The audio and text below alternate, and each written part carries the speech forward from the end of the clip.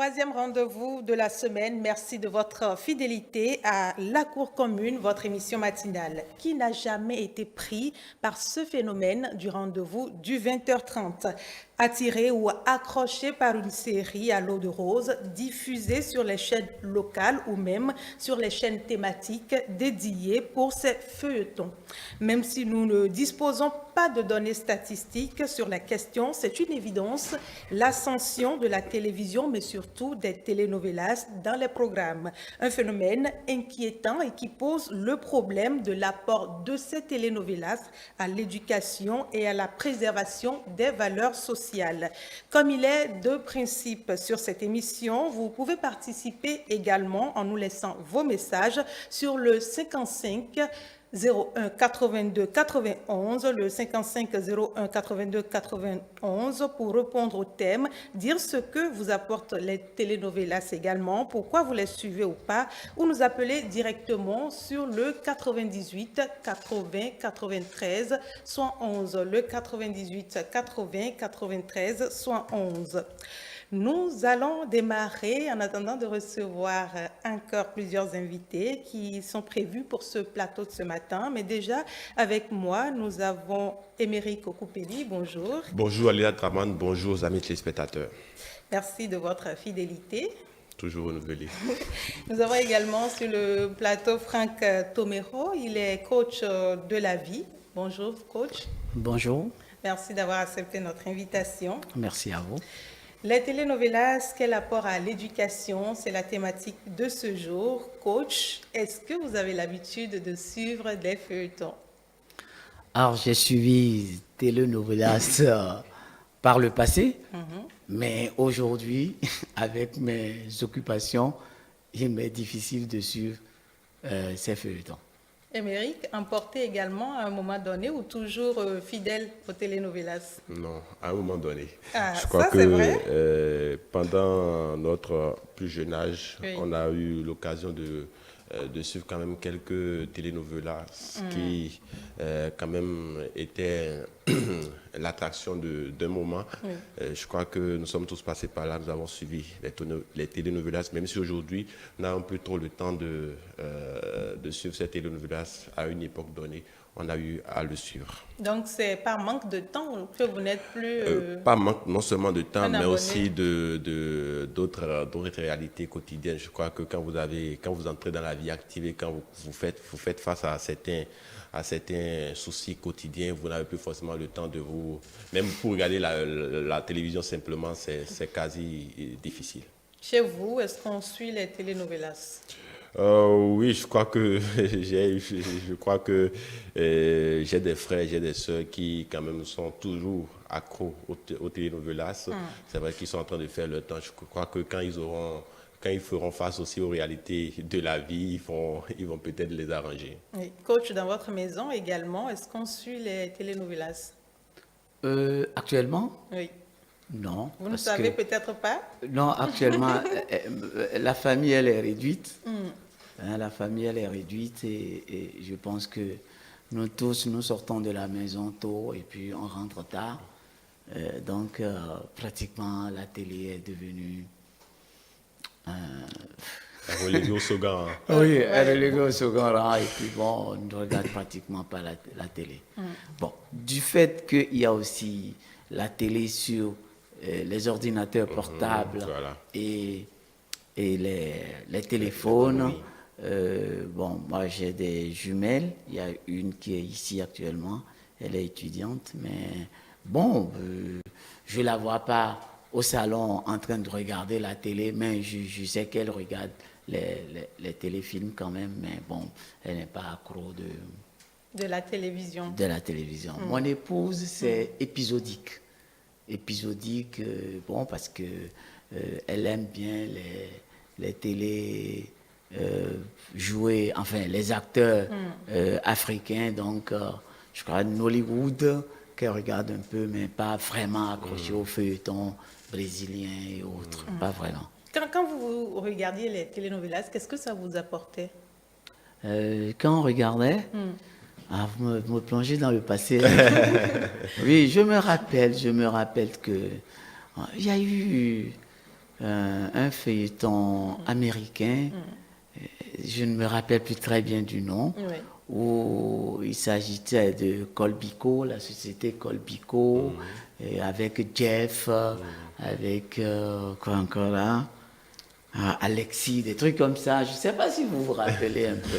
Donc on a regardé ça, il y avait beaucoup d'intrigues au niveau de la famille, au niveau de la gestion même des entreprises, comment ça se passait. Mais après on a regardé Isaura avec l'histoire de l'esclave qui nous a rappelé comment nos parents ont été traités. Mais ce qui nous a marqué tout récemment, c'est Marima et les autres. Voilà. Vraiment. Donc, vous avez regardé beaucoup de feuilletons. Hein, vous êtes, Bon, mais votre maintenant, liste est longue. Ah oui, maintenant on ne le regarde plus, malheureusement. Voilà.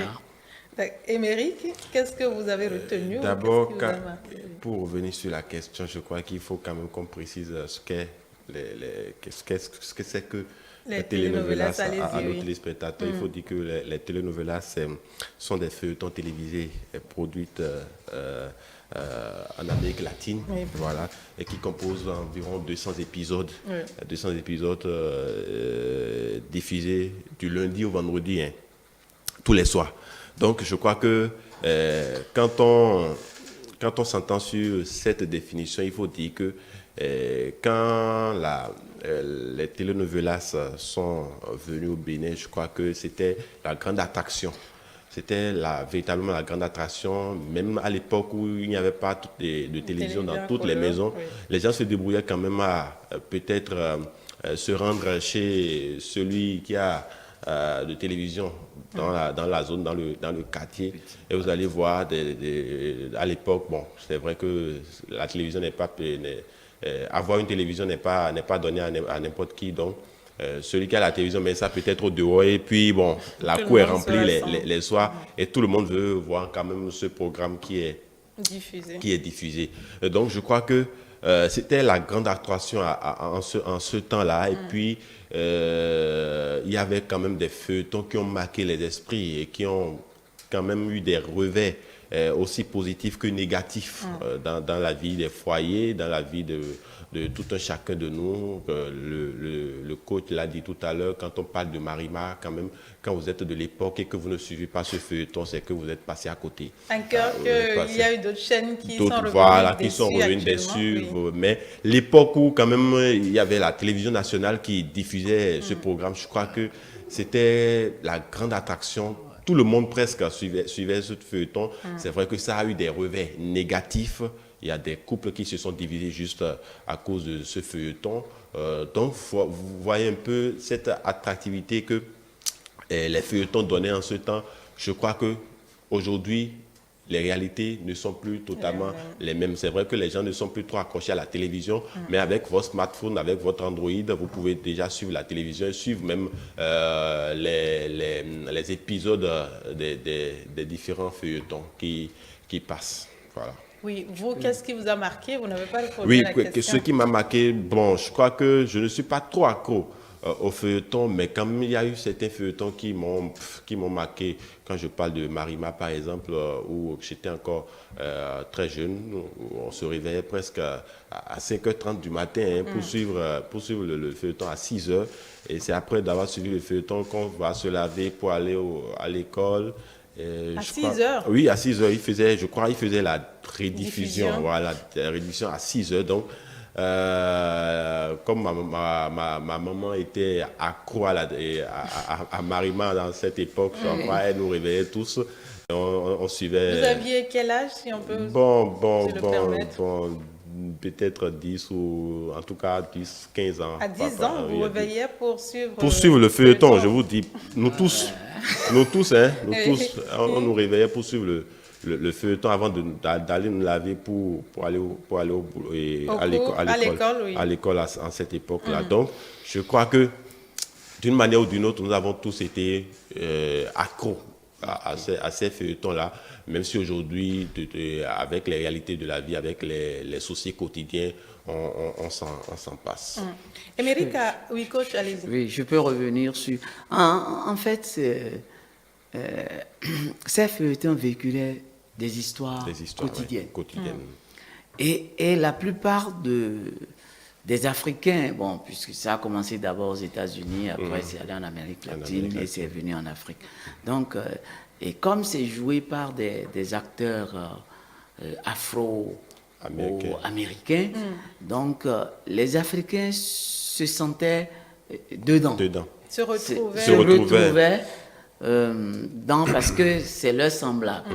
Donc, et l'histoire qui était derrière la conception du feuilleton était, et ces histoires étaient des histoires qui ressemblaient à nos histoires quotidiennes. Du coup, il n'y a pas de raison qu'on s'en éloigne, quoi. Et on est vite accroché à ça et on suit. Oui. Émeric a soulevé le problème des femmes. Aujourd'hui, on perçoit sur les feuilletons comme une activité des femmes. Ce sont les femmes qui suivent beaucoup plus le feuilleton. Vous avez suivi, Émeric a suivi, ce qui veut dire qu'il n'y a pas de genre propre à ces feuilletons-là. Est-ce que ce sont les femmes qui sont les plus aptes à suivre les feuilletons et pourquoi, d'après vous? Non, on a remarqué que tout simplement que les femmes sont plus portées vers. Les hommes aussi regardent. Seulement les histoires ou les thèmes abordés dans ces feuilletons parlaient plus des femmes. Du coup, les femmes se retrouvaient parce qu'elles se disent que bon, c'est une histoire qui ressemble un peu à la mienne. Et à travers cela, je peux trouver des solutions. Ça, c'est de mon point de vue. Et je pense que c'est ce qui a fait que beaucoup de femmes ont adhéré à ces feuilletons-là. Il faut dire également que, bon, je crois que c'est comme l'a dit le coach tout à l'heure, ce sont des feuilletons quand même qui traduisent notre réalité. C'est vrai que, bon, les réalités ne sont pas les mêmes, qu'on soit en Amérique ou qu'on soit en Afrique, les réalités ne sont pas les mêmes, mais c'est quand même des histoires qui sont vraies et dans lesquelles nos compatriotes se retrouvaient presque. Donc, je crois que quand vous êtes ici et que vous suivez ces feuilletons, en quelque sorte, vous retrouvez dans l'histoire qui est véhiculée. Et il faut dire que c'est vrai que, bon, on va parler peut-être des conséquences négatives de ces feuilletons-là. Mais il faut dire également qu'aujourd'hui, dire que les feuilletons sont l'apanage des hommes, ce n'est pas forcément vrai. Des femmes, pardon, ce n'est pas forcément vrai, parce qu'il y a beaucoup d'hommes aujourd'hui qui suivent également les feuilletons, mais là où il faut faire la différence, c'est que tous ne suivent pas les feuilletons pour les mêmes objectifs. Oui. Voilà. Vos objectifs étaient? Bon. Vous n'en aviez pas puisqu'on vous réveillait pour suivre. Voilà. C'était de la distraction. C'était de la distraction. Quand on est enfant, c'est la distraction. Maintenant, il faut quand même que cette distraction-là n'ait pas d'impact, surtout quand on est enfant. Parce que toutes les images qu'on voit, toutes les paroles qu'on entend, n'est pas forcément adaptées à tous les enfants. Oui, mais pourquoi on regardait surtout? C'était parce qu'il y avait, bon, je ne sais pas si c'est bien le terme, l'effet de scoop là. C'est-à-dire l'histoire... Le suspense. Le suspense, voilà. L'histoire finit, c'est toute une histoire sur une longue période, mais l'épisode finit à une période où tu t'attends le moins, c'est-à-dire que tu imagines déjà la suite et tu veux, bon, qu'est-ce qui va se passer après? Ils sont malins, en fait, ils font en sorte que dès que ça s'arrête, que tu aies toujours l'envie de suivre l'épisode qui vient. C'est la machine qui fait ça. Oui, mais aujourd'hui, ces mêmes feuilletons relatent les mêmes histoires, les histoires à l'eau de rose, l'amour, le prince charmant qui prend la princesse et qui souffre avec la princesse, qui finit par l'épouser, qui est prêt à lui décrocher la lune. Oui. Il y a le méchant dans le film qui fait tout. C'est la même chose, ce sont les mêmes histoires qui reviennent, mais pourquoi on reste toujours autant accroché à ces mêmes histoires? Bon, l'histoire n'a pas changé. Notre quotidien n'a pas changé. Vous voyez? Donc, ces mêmes histoires reviennent tous les jours. Sous diverses formes. Sous diverses formes. Donc, il n'y a pas de raison qu'on laisse, quoi. Émeric, vous aimez En fait, rester dans la perpétuation En de... fait, oui. eux-mêmes, ils actualisent leurs histoires. Ils actualisent parce que, vous savez, la réalité d'il y a 50 ans, il y a 20 ans ou 30 ans, ce n'est pas la même réalité qu'aujourd'hui. Donc, les feuilletons que nous suivons il y a 15 ans, il y a 20 ans, ce n'est pas les mêmes feuilletons que nous suivons aujourd'hui. Vous voyez, aujourd'hui, il y a des gens qui n'ont jamais suivi Marimar. Oui, oui. Voilà. Donc, Marimar s'était adapté à une époque. Aujourd'hui, ce n'est plus la même réalité. Donc, il y a des feuilletons qui sont quand même adaptés aujourd'hui qui sont rangés. Oui. Voilà, C'est qui sont déjà rangés. classé. Et aujourd'hui, il y a de nouveaux feuilletons qui apparaissent et qui, en quelque sorte, actualisent nos réalités.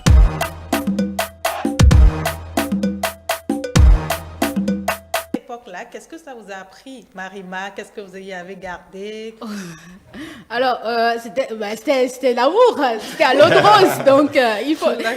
Non, c'est sérieusement beaucoup plus, j'aimais le jeu de l'amour entre Marima et Sergio, et une fille pauvre qui va s'enticher d'un homme qui est riche, et la méchanceté de la belle-mère qui m'a vraiment froissée, et moi j'en coulais les larmes parce que je suis très sensible, du coup, à chaque fois que je voyais qu'elle était maltraitée, je pouvais beaucoup pleurer. Ah oui, c'était Je sérieux. m'attendais toujours à pleurer à chaque fois que je regardais cette série telenovelas-là. Donc, je crois que ce sont des choses qui m'ont véritablement marqué. Moi, j'en ai tiré beaucoup de choses, à savoir que dans la vie, il faut toujours foncer. Dans la vie, en tout cas, moi, personnellement, j'ai tiré beaucoup de leçons. J'ai vu Marima qui a voulu quand même prendre une certaine revanche. C'est vrai que la vengeance a été un peu dure. À un moment donné, elle-même, elle avait pitié de la personne dont elle voulait se venger. Mais néanmoins, ça nous a montré quand même, pour ceux-là qui prennent le bon côté de la chose, que dans la vie, il ne faut pas se décourager. On a toujours de l'espoir. Il faut se battre pour venir au niveau où les gens pensent que vous ne pouvez pas arriver. Et bizarrement, c'est le revers de la médaille. Et c'est vous qui vous retrouvez même dans la position où, finalement, c'est vous qui aidez les personnes qui vous ont entre-temps maltraité. C'est-à-dire que demain n'est pas loin, quoi. On sent combien Marima vous a marqué, Ah puisque oui, si vous absolument. racontez cette histoire avec Absolument. autant de précision et de Absolument. détails, c'est que vous en avez gardé beaucoup de choses. Oui. Jessica a commencé déjà par énumérer quelques bonnes choses qu'on pourrait retirer de ces feuilletons-là. D'après vous, qu'est-ce que ces feuilletons nous apportent, autant aux enfants qu'aux adultes qui suivent ces feuilletons? Oui, ces feuilletons, merci. Ces feuilletons nous ont apporté beaucoup de choses. D'abord, comme l'a dit tout à l'heure Jessica, oui. le sens de l'amour, apprendre à aimer. Apprendre à aimer. Dans ces feuilletons, on voyait la politique. Comment diriger la famille. D'accord. Dans ces feuilletons, on voyait quel est le côté du racisme. D'accord. Et dans ces feuilletons, on voyait également le pouvoir de l'argent, ce que ça peut faire. Dans ces feuilletons, on voyait, c'est-à-dire, comme l'a dit Jessica Gauthier tout à l'heure, l'ascension, c'est-à-dire partir de zéro et arriver. C'est-à-dire, tout a un chemin. Il faut croire, persévérer et arriver au bout. Je pense que Ces feuilletons, ce que vous avez gardé de ces feuilletons. oui, c'est ce que j'ai gardé. Peut-être Mais qu'il les faut- côtés oui. mauvais, Non, on va revenir sur voilà, les c'est mauvais. les bonnes choses, ça. C'est les bonnes choses. Est-ce que dans nos réalités, on ne savait pas aimer?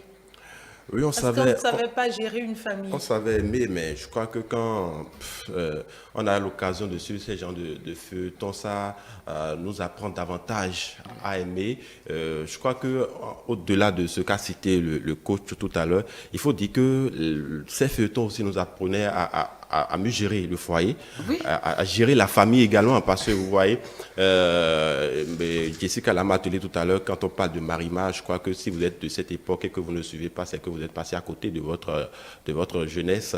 Non, Il y a ils sont pas aussi, tous d'accord avec il y a aussi Luz Clarita, voilà, ces genres de feuilletons, quand on se rappelle, je crois qu'on a beaucoup de leçons à tirer. Ces feuilletons ne nous ont pas appris que de mauvaises choses.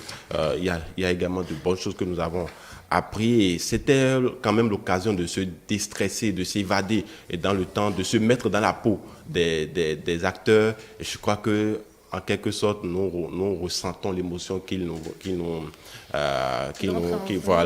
ont transmis dans le temps. Jessica, oui, vous étiez en train de sourire.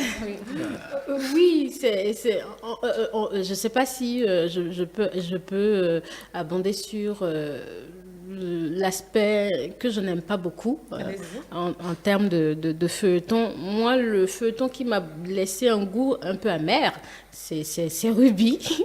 Ruby, parce qu'il y a eu des noms, des personnes qui ont même donné le nom Ruby, alors que le message ou la personnalité derrière Ruby n'était pas forcément une personnalité, une bonne personnalité, comme vous le dites si bien, une personnalité, parce que tout nom a une connotation, que ce soit négative ou positive sur l'enfant.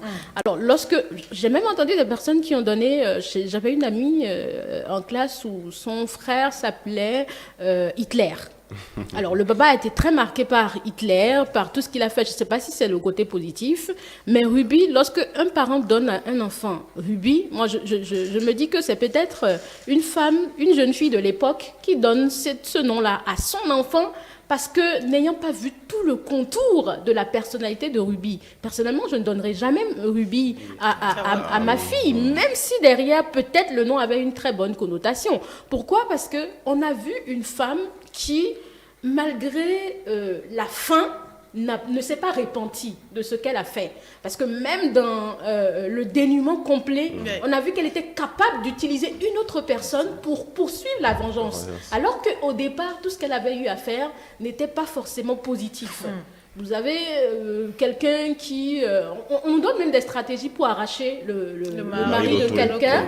On nous donne des stratégies pour le maintenir. Et on nous donne encore des stratégies pour montrer comment est-ce que, même si on est encore au fond de la tombe, on pourrait toujours utiliser les autres pour maintenir cette position de négativité.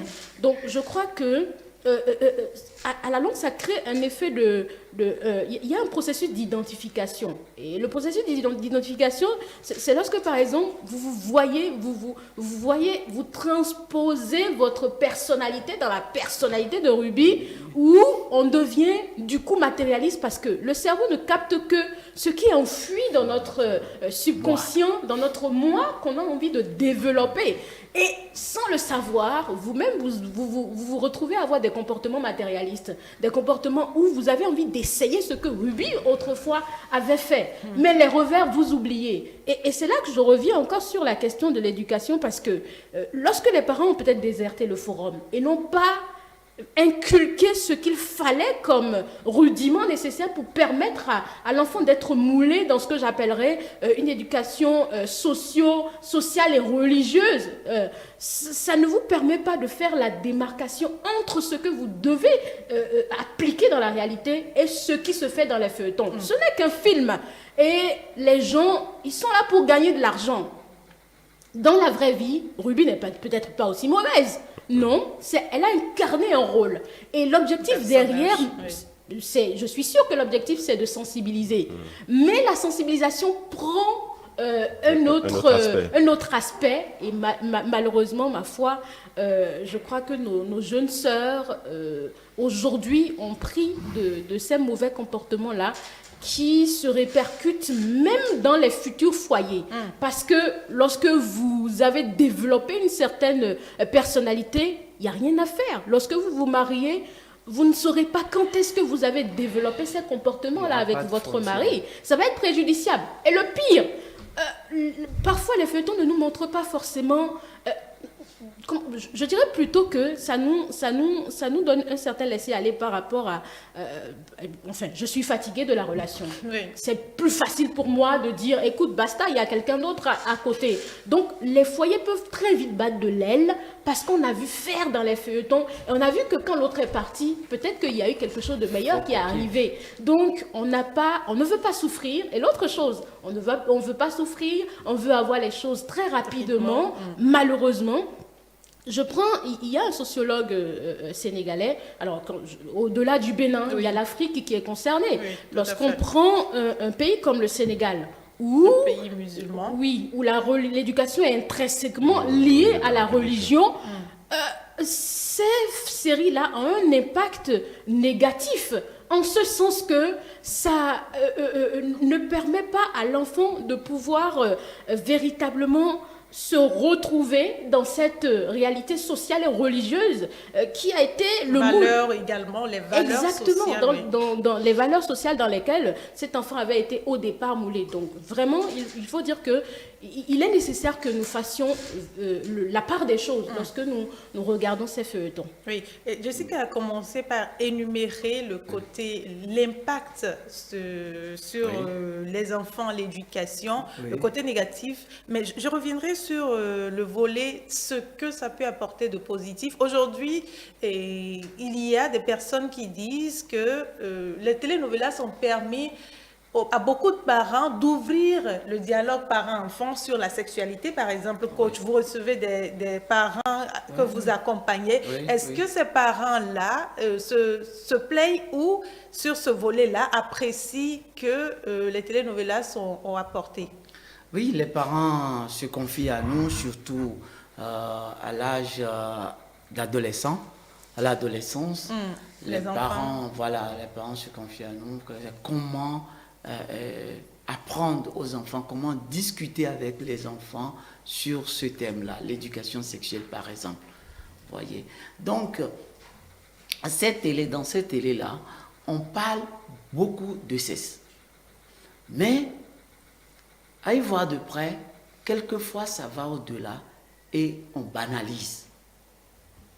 Donc, les parents doivent comprendre que oui, ça existe, mais il ne faut pas banaliser. Donc, nous accompagnons les parents en leur disant non. Si vous devez suivre les feuilletons, c'est mieux de suivre les feuilletons avec vos enfants. Parce que les laisser, l'enfant aura des interrogations, mais ne saura pas à qui poser ou à qui demander. Mais quand le parent est là, il y a un contrôle parental. On a un téléspectateur, excusez-moi. On a un téléspectateur en ligne, non? Allez-y. Oui, le parent peut lui dire non, tu vois, telle chose, c'est comme ça. Quand tu seras grand, tu seras autorisé. Pour l'instant, tu n'es pas, mais c'est des choses qui se passent.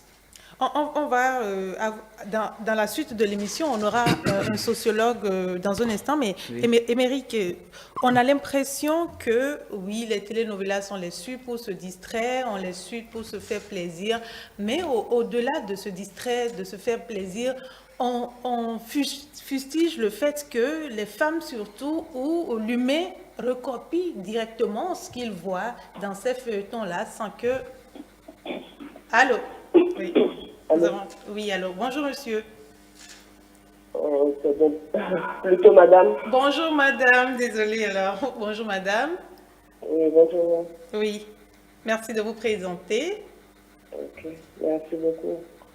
Moi, c'est docteur Armel Hogar.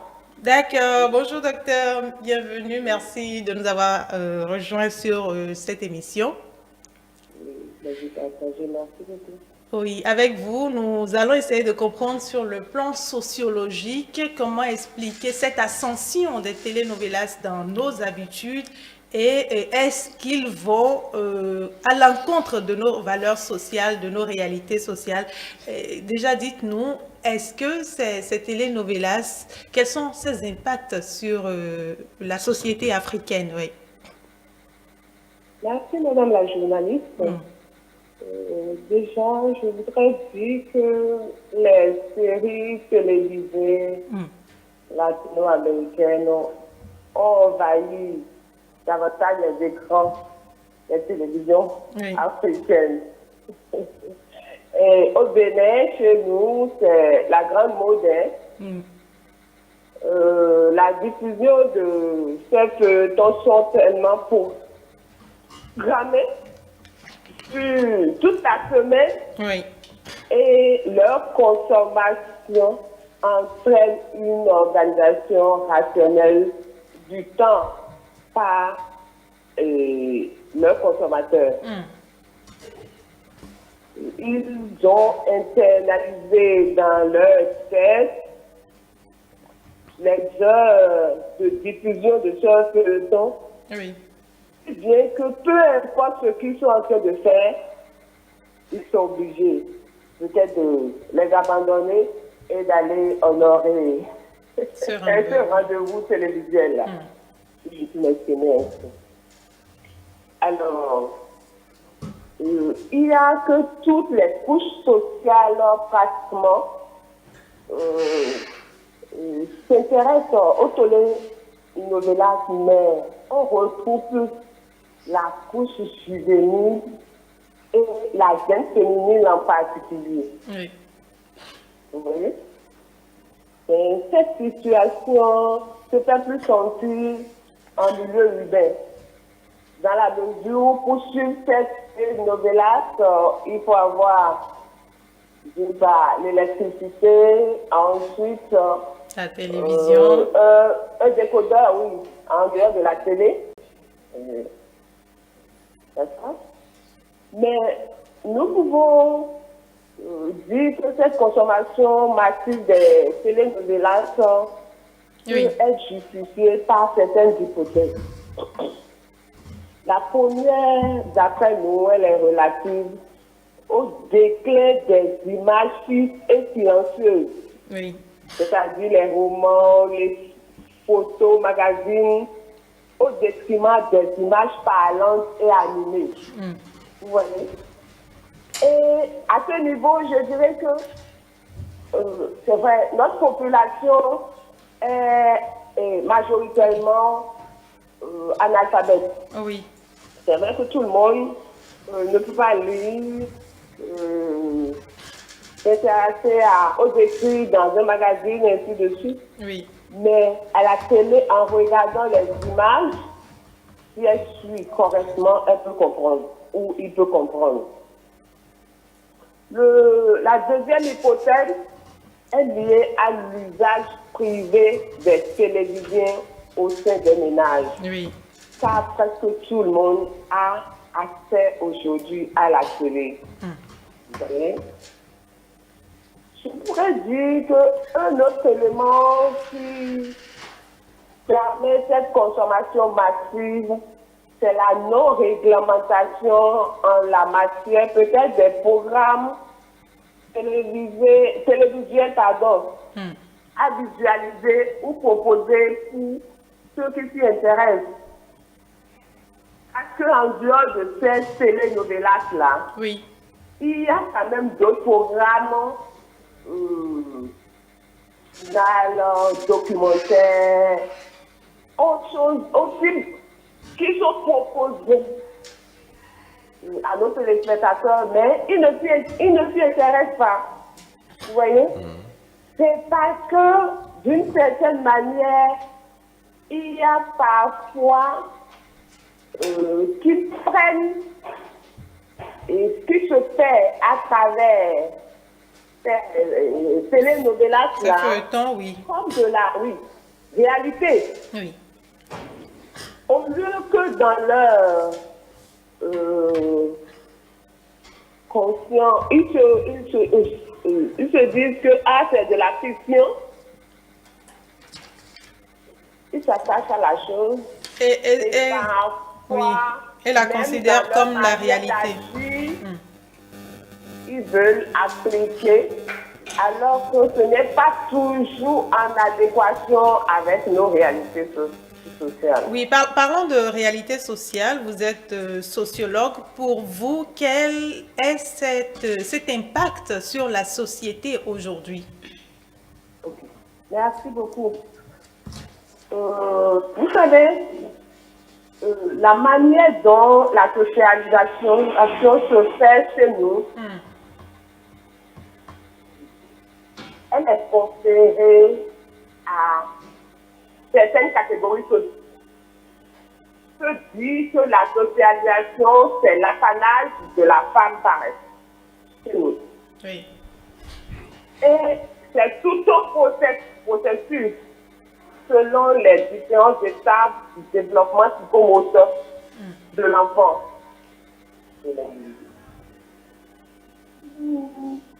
Allô, docteur Oga? Oui. Oui.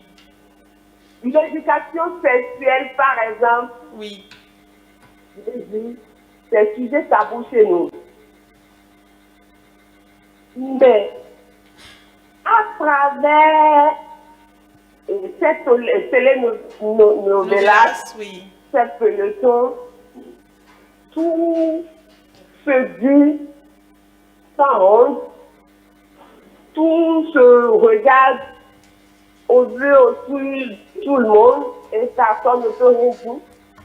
Et cette socialisation qui était l'apanage des femmes, aujourd'hui, c'est, est-ce que je veux dire, abandonné, plus ou moins, Oui. dans la mesure où les femmes se sont retrouvées dans une autre sphère, c'est-à-dire la sphère professionnelle. Et leur rôle ou leur responsabilité est maintenant partagée avec d'autres acteurs dans l'équipe. C'est ça.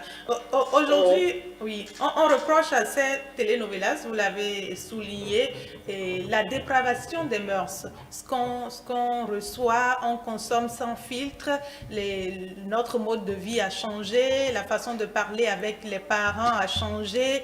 Beaucoup de choses qui nuisent à la préservation de nos valeurs sociales, à la préservation de nos traditions. Est-ce que vous percevez véritablement les choses comme ça? Est-ce que, même quand on est en sociologie, il ne faut pas évoluer avec son temps?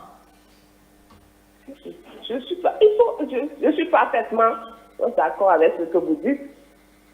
Il faut évoluer avec son temps, mais il faut faire les choses de façon rationnelle. Vous suivez? Oui. Je n'ai pas dit que quoi. On a des valeurs qui sont nôtres. Mais tout est balayé du revers de la main, comme si ce que nos parents avaient reçu comme valeur et qui nous offrent ne sont plus les meilleures ou les bonnes. C'est vrai qu'au temps de nos parents, peut-être qu'il n'y avait pas le développement des cycles tel que nous le voyons aujourd'hui. En effet, oui. D'accord, en effet.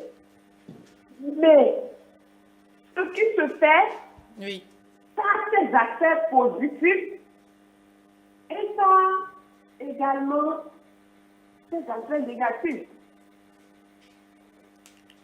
Dans la mesure où, quand vous prenez l'éducation sexuelle, oui, on a constaté que les parents ont toujours caché cet aspect de la chose où c'est difficile pour eux de discuter aisément du sexe avec leurs enfants.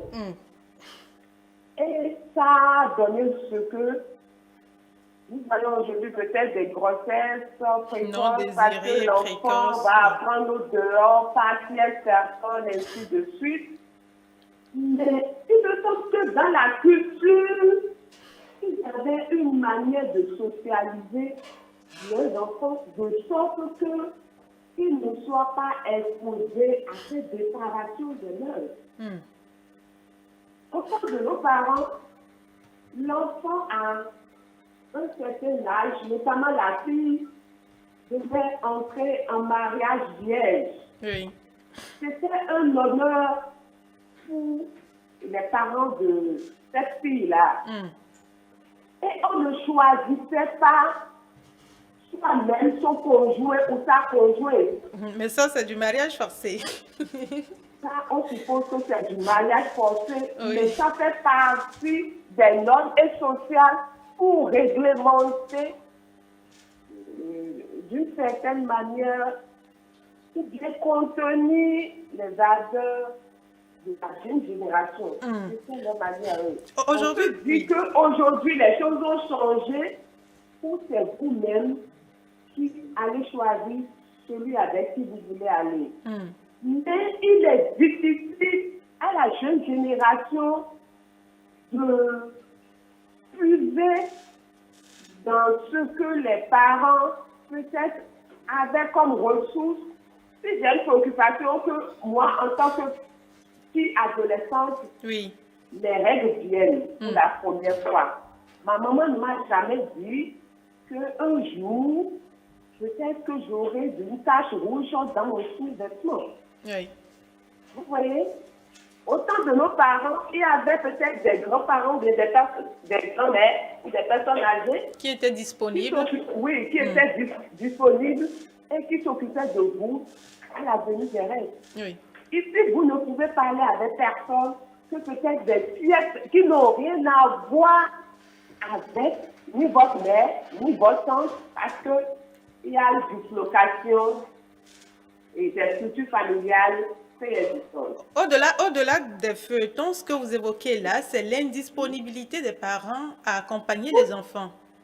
Ici, parce qu'ils se sont retrouvés dans une sphère professionnelle qui était conférée aux hommes, surtout en milieu urbain. Et même en milieu rural, vous avez vu, la femme n'est plus à la maison comme autrefois. Oui. Vous voyez? Oui. On a évoqué, docteur, si vous permettez, on a évoqué sur l'impact de ces feuilletons-là, la dislocation des foyers. Aujourd'hui, on a l'impression que le mariage n'est plus autant sacré que ce qu'on nous disait, que dès qu'il y a une situation, il y a peut-être un plus romantique ailleurs qui pourra nous offrir ce que l'autre ne nous offre pas. Sociologiquement, oui. Effectivement. Dans la tête de nos parents, on avait mis que le mariage, c'est pour la vie. On ne se marie pas pour divorcer. C'est comme si, lorsque vous divorcez, on peut faire une petite métaphore. Hein. Oui, allez-y. Vous êtes en train de construire une maison. Et subitement, vous constatez qu'il y a une fissure quelque part ou une anomalie.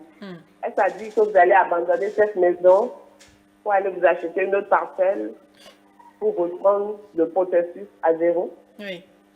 Qu'est-ce qui vous dit que le même problème ne va pas se poser là-bas? En effet. Mais à force de regarder les réalités d'ailleurs, c'est ce que nous, jeunes générations, avons commencé par mettre en application.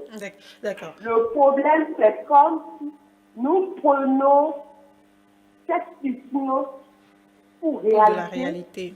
Et nous voulons l'adapter à nos réalités, alors que nos manières de faire avant l'arrivée de cette personne n'avaient rien à voir. D'accord. Merci, docteur Amel Oga, pour ces précisions apportées. Et sociologiquement, on comprend l'ascension de ces feuilletons, on comprend tout ce que ça apporte comme impact sur la société, la construction sociale de nos valeurs. Merci à vous d'avoir apporté ces précisions. Entre-temps, nous avons installé Sandra Adjaro, qui est actrice de cinéma.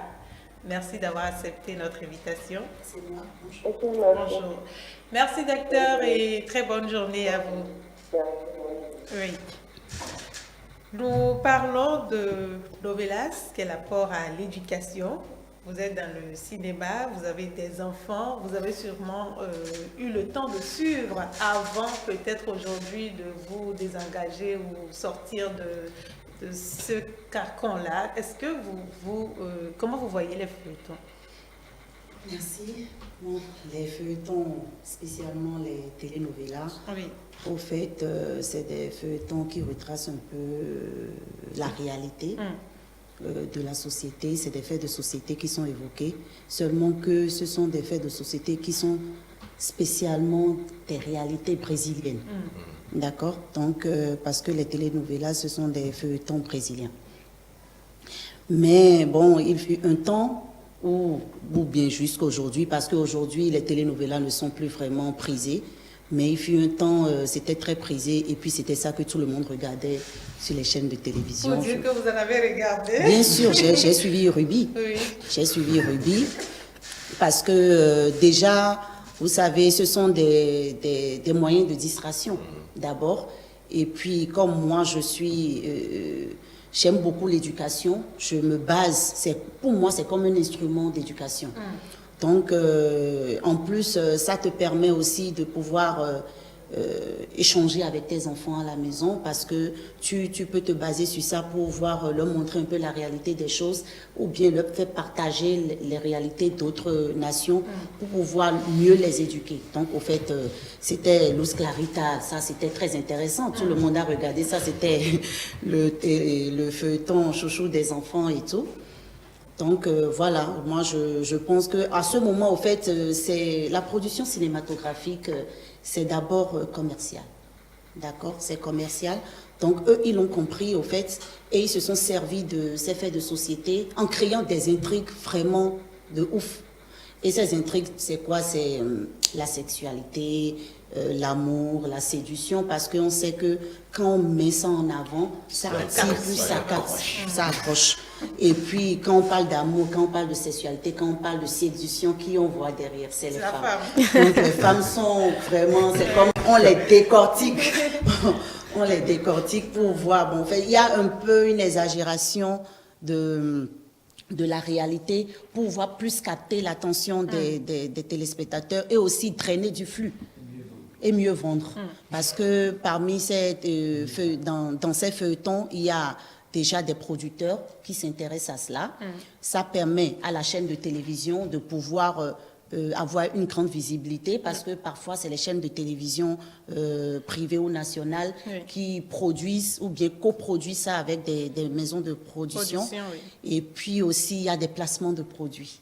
Des placements à l'intérieur, il y a beaucoup de publicité, que ce soit les produits, que ce soit les tenues vestimentaires. En tout cas, il y a tout un... Donc, franchement, c'est du business. Comme on le dit, c'est du business. Donc, du coup, on ne peut pas vouloir faire du business et faire tout ça et ne pas exagérer un peu dans les choses pour drainer. On sait que tout le monde, tous les êtres humains adorent la sexualité. Même si comment je vais dire, valeur éducationnelle, morale et tout, on est un peu réservé. Quand on parle de sexualité, tout le monde a envie de découvrir pour savoir comment est-ce qu'on pourra aussi faire pour mieux l'essayer chez soi et tout. Donc voilà un peu ce que moi je peux dire des télénovelas. On va revenir sur les propos de Dr Oga, mais avant, nous allons suivre la question du jour.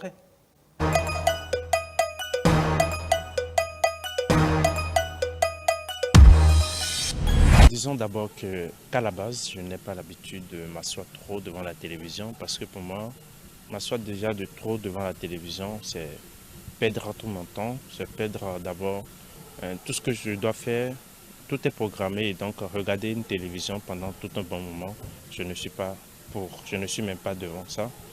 Et regarder les chaînes de télévision, ça dépendra de l'activité. Novelas, c'est pas vraiment ma chose. D'abord, je n'ai pas été éduquée avec ça. Les parents, quand j'étais petite, jusqu'à avoir mon bac, les parents, en tout cas, on ne nous a pas appris à regarder les séries. Moi, particulièrement, j'aime les feuilletons dans lesquels il y a des histoires d'amour et les filles de la mode, tout ça, les vies de couple et tout. C'est les feuilletons du genre que moi j'aime. J'ai souvent suivi les feuilletons de façon un peu plus intelligente. J'essaie de tirer des conseils d'entreprise. Déjà, je suis très sélective sur les champs de feuilletons que je suis. Tant que ça ne m'apporte pas quelque chose de plus constructif au-delà de... Ils se sont aimés, ils vécurent des perturbations et finir ensemble. Bon, ça c'est le classique dont je me passe.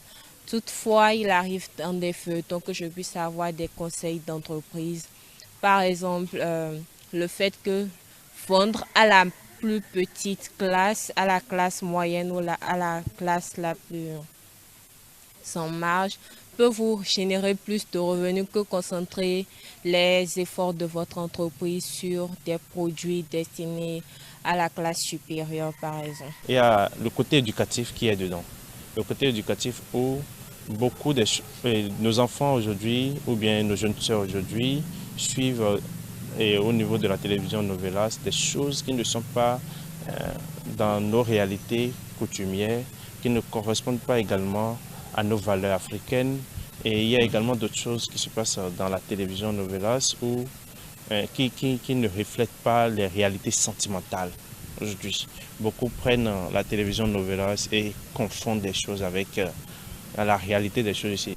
Bien sûr, les feuilletons ne reflètent pas toujours les réalités. Par exemple, le feuilleton que moi je suis actuellement, Niane et Kemal dans Amour éternel, là, c'est pas toujours la réalité. Parce que c'est rare de voir un homme, un champion, un héros comme ça se battre pour une femme qui s'est déjà même mariée. Donc ça ne reflète pas toujours la réalité. Mais il y a aussi le côté éducatif souvent dans les feuilletons. Personnellement, je vois que ça n'éduque pas, ça apporte plutôt l'illusion. En fait, le cinéma, c'est pour transmettre un message. Le cinéma, son rôle là, si on veut changer, si je veux changer quelque chose, si je veux apporter un message aux gens, la manière la plus simple pour moi, c'est de faire un film, faire un documentaire, dire le message que je veux passer là, le dire à travers, ça passe très vite. Parce que bon, on dit la vérité à la personne tout en l'amusant quoi. Genre, bon, pour lui c'est juste un simple divertissement, mais dans le même temps, il y a un message. Déjà, une fille qui regarde dès le bas âge les feuilletons, elle se fait plein d'idées. Une fois dans son environnement, elle essaye en fait de transposer la réalité des feuilletons dans la vraie vie, où elle se met à rechercher dans son entourage déjà un petit copain avec qui elle va pouvoir vivre cette idée-là que le feuilleton lui a miroité. Ça apporte quelque chose à l'éducation, oui. Ça apporte, ça rend peut-être certains amoureux. Et ça apporte également des changements où il faut avoir la compréhension de l'autre, il faut écouter l'autre également, il faut savoir écouter l'autre, mais ça va faire. Mais face à certaines situations, je ne crois pas que ça apporte beaucoup à l'éducation également. Du moment où on voit que dans les feuilletons, un jeune homme est tellement fâché, il prend un couteau, il essaie de poignarder l'autre, ou carrément il prend une arme et il commence pas à tirer sur l'autre, ou en plein mariage il fait ceci juste par amour, ou bien pas ceci, ou bien il essaie de s'enfermer, de prendre des médicaments, tout ça, mais c'est du désordre. Ça n'en sait rien. Et vous voyez nos jeunes filles aujourd'hui, elles se fâchent simplement juste à cause d'une déception, elles rentrent dans la chambre, elles enferment, elles prennent ceci qu'elle va... Mais tant pis. On doit leur interdire ça, parce que ça leur apporte quelle leçon? Genre ils font tout comme ils veulent. Je parle des enfants africains surtout, je ne parle pas des blancs, tout ça. Mais un enfant béninois qu'on met devant la télé, qui regarde, encore qu'il y a les affaires de homosexualité, tout et tout. Quand l'enfant est habitué à voir ces choses, il est enfant, il se construit quelque chose dans sa tête, quand il va grandir demain. Même les dessins animés, tout ça qu'ils suivent aujourd'hui, et puis les enfants aussi ont des héros dans tout ce qu'ils suivent. Ils voient son héros faire des choses. Pour lui, c'est que c'est bon parce que c'est son héros. Demain, on va le voir. Quand l'enfant là va grandir, on va le voir en train de faire ces mêmes actions. On va se dire, bon, l'enfant là, c'est quoi? Non, c'est parce qu'il a eu à suivre ces choses-là. L'enfant peut suivre les feuilletons, mais il faut en même temps un dialogue. Il faut une communication qui accompagne le fait que l'enfant suive ces films-là. Sinon, il peut facilement rater son éducation, sa base, juste parce qu'il a eu à suivre des films dans son enfance. Moi, je crois les parents doivent veiller en fait à ne pas trop exposer leurs enfants aux feuilletons, quand bien même bon, c'est distrayant et tout.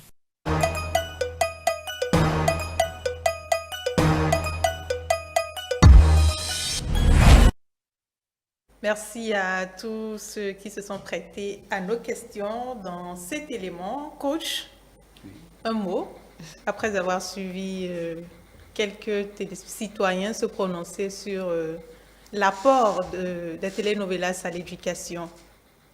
Oui, bon, merci à vous. Dans l'ensemble, les uns et les autres, ils ont déjà dit ce que nous avons abordé sur le plateau. Alors, en ce qui concerne vraiment l'éducation, il y a eu des gens qui étaient pour, des gens qui étaient contre. Mais il faut reconnaître que dans la réalité des telenovelas, l'effet éducation, il y a des revers par rapport à vraiment l'effet éducatif. Comme les gens l'ont dit, on prend ce qui n'est pas réel comme réalité et on veut transposer, on veut imiter et faire. Alors, ce que nous allons retenir, comme certains l'ont déjà dit, la télé a été créée pour le business. C'est purement business. Donc, c'est à nous d'apprendre aux enfants, de leur donner l'information que la télé, c'est du business. Et à côté du business, on peut apprendre. Donc, on peut apprendre à faire certaines choses, on peut apprendre. Mais ce qui est mauvais dedans, c'est aujourd'hui le côté relations sexuelles, la banalisation du sexe. La banalisation du sexe, le sociologue l'a dit, et la cinéaste l'a dit. Donc, nous, parents, nous avons désormais un rôle. Et je l'ai dit tantôt, le rôle, c'est de reconnaître que dans les télé, que ce soit les télénovelas, les feuilletons, tout ce que nous regardons, nous devons nous investir à ce que les enfants puissent suivre de façon correcte, pour ne pas perdre le temps. D'accord. Time is money. C'est ça. Jessica Gauthier, les enfants qui sont exposés aux télénovelas. Merci Alilat. Je crois qu'on ne peut pas croire qu'on est plus intelligent que ceux-là qui nous miroitent tout ce qu'on voit dans les télénovelas. Alors, quelle que soit l'éducation que vous avez reçue, si les parents ne sont pas à l'avant-garde, ça va être toujours compliqué. Alors, je prends mon cas, je donne un exemple réel. J'étais très jeune, je ne sais plus, peut-être 12, j'en sais rien. Et ma maman m'a énervée. Elle m'a énervée. Je suis rentrée dans la chambre, j'ai pris des médicaments. Je me suis dit, je veux boire, j'ai fermé la porte. Je me suis couchée par terre. Mais tenez-vous tranquille, je ne voulais pas mourir. J'ai pris 2. Et le reste, là, j'ai jeté par terre. Non, c'est pour dire que oui, j'ai créé le scénario. Et vous voyez, tout ce que, malgré l'éducation que vous avez reçue, il y a toujours ces prérequis, quelque chose que vous avez vu quelque part, qui vous donne envie de faire un texte pour voir la réaction des parents. Imaginez qu'à ce moment-là, je n'avais pas envie de vivre et que véritablement je me fâche et je prends ces médicaments. Il n'y aurait pas eu de Jessica sur ce plateau ce matin. Jamais. Ça va créer d'autres difficultés, d'autres problèmes. Les parents vont dépenser. Donc, c'est pour dire, comme elle a dit tout à l'heure, il est important que lorsque nous regardons la télé, il faut regarder la télévision avec les enfants. Moi, je dis, si ça ne tenait qu'à moi, aucun enfant ne regarderait la télévision seul jusqu'à l'âge de 18 ans. Parce que même lorsque vous avez 17 ans, il y a toujours des problèmes. 18 ans, c'est toujours pas facile. Donc, je crois que les parents doivent consacrer du temps à leurs enfants. C'est capital. Et tant que je ne suis pas...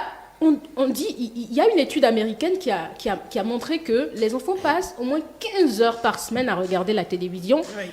Et je crois qu'il faut que les parents sachent comment est-ce qu'on va subdiviser peut-être la semaine pour que les enfants puissent avoir des temps pour regarder la télévision, mais avec les parents. Oui.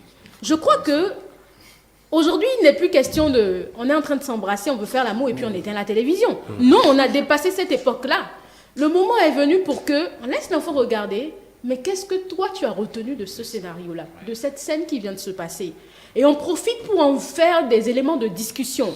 J'ai participé à un atelier et on a monté un scénario et l'enfant demande à la maman, qu'est-ce que tu as dans ton ventre? Peut-être entre-temps, l'enfant avait déjà vu que les gens ont fait l'amour et puis la femme est tombée enceinte. Maintenant, pour pousser loin la curiosité, elle a vu que sa maman était enceinte. Maman, qu'est-ce que tu as dans ton ventre? Elle dit qu'elle a mangé la farine. Elle ne peut pas avoir mangé la farine. Il faut avoir... Mais l'enfant a déjà eu des formations. Et lorsque vous décidez de cacher quelque chose à l'enfant, l'enfant va expérimenter ce que vous voulez lui cacher. Donc, il faut dire à l'enfant, même avec... Il faut adapter ce que vous allez dire à l'âge de l'enfant. Et aujourd'hui, je crois que le ministère des Affaires sociales et de la microfinance a déjà a rédigé avec, je crois, les Pays-Bas, l'ambassade des Pays-Bas, un livre, si on peut le dire comme ça, sur l'éducation sexuelle entre parents et enfants, qui nous montre un guide qui nous montre comment est-ce qu'on pourrait, compte tenu de l'âge de chaque enfant, adapter la communication en termes de sexualité à chaque enfant pour que ça ne crée pas d'autres problèmes. Donc je crois que essentiellement, il est très important que les enfants sont nos richesses. Sans enfants, pas d'adultes et pas de développement, parce que le développement ne se fera qu'avec les enfants d'aujourd'hui. Et si nous n'investissons pas dans la question de l'éducation, nous allons créer d'autres problèmes que demain nous ne pourrons pas gérer. C'est vrai, c'est très important et je crois que j'ai lu un livre qui l'a dit. Il faut que l'enfant sache qu'est-ce qui se passe dans l'autre environnement qu'il ne connaît pas, pour faire une comparaison par rapport à la réalité que l'enfant vit, parce que de toutes les façons, aujourd'hui, il y a la globalisation, il y a la mondialisation, oui. Et l'enfant sera emmené à voyager. Et lorsque l'enfant n'a pas connaissance de ces réalités, lorsqu'il va se retrouver dans un environnement autre que l'environnement qu'il a l'habitude de fréquenter, ça va être, l'adaptation sera difficile. Le processus de conditionnement va être également compliqué. Et c'est là que vous allez voir des enfants qui se droguent et tout, etc., etc. Donc, je crois quand même qu'il est très important que, en tant que parents, nous puissions véritablement investir dans l'éducation de nos enfants en suivant la télévision avec eux. C'est capital que l'enfant ne suive pas, en tout cas jusqu'à un certain âge, que l'enfant ne suive pas la télévision seul. D'accord. Avant d'aller à Émeric, quand je veux dire un mot... Vous me permettez de raconter rapidement une histoire par rapport à ce qu'elle a dit. Oui. Une histoire personnelle vécue. D'accord. Oui. Mes enfants avaient 18 ans et bon, j'ai voulu faire le père.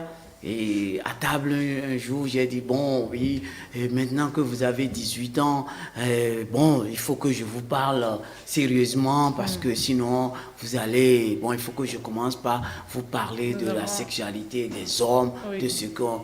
Et dit, oh, papa, c'est maintenant que toi, tu veux nous dire ça? Oh, vraiment. Mais nous, on connaît des choses que toi, tu ne connais pas, hein. J'ai dit, ah bon? Non, ils disent, non, laisse. Coach, on arrête. Merci. Allô? Oui, madame, bonjour. Oui, bonjour.